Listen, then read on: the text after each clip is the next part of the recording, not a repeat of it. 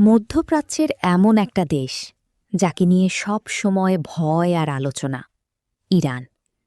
কিন্তু প্রশ্ন হল, ইরান আসলে কতটা শক্তিশালী, আর তাদের কাছে কি এমন অস্ত্র আছে যেগুলো পুরো বিশ্বকে চিন্তায় ফেলে দেয়? আসুন ইরান সম্পর্কে একটু জানি। ইরান শুধু একটা দেশ না, এটা মধ্যপ্রাচ্যের অন্যতম বড় সামরিক শক্তি। তাদের সেনাবাহিনী, নৌবাহিনী এবং বিমান বাহিনী সব মিলিয়ে তারা একটি শক্তিশালী ডিফেন্স সিস্টেম তৈরি করেছে।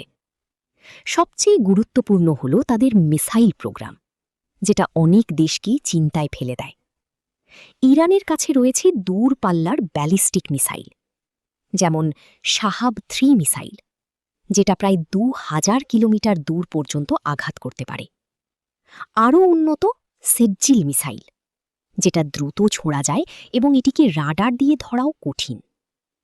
এই মিসাইলগুলো এতটাই শক্তিশালী যে কয়েক মিনিটের মধ্যে বড় একটা শহর টার্গেট করে ফেলতে পারে। এছাড়াও ইরান এখন ড্রোন প্রযুক্তিতে অনেক এগিয়ে গেছে, বিশেষ করে শাহিদ 136 ড্রোন, একটা আত্মঘাতী ড্রোন যেটা টার্গেটে গিয়ে নিজেই বিস্ফোরিত হয়। এই ড্রোনগুলো সস্তা কিন্তু অনেক ক্ষতি করতে পারে। এগুলা বিভিন্ন যুদ্ধে ব্যবহারও হয়েছে। ইরান শুধু নিজের শক্তিতে না, তারা কৌশলের দিক থেকেও মধ্যপ্রাচ্যের অন্যান্য দেশগুলোর তুলনায় নিজেদের অনেক এগিয়ে নিয়েছে। আর তাই তারা এখন আমেরিকার মূল টার্গেট।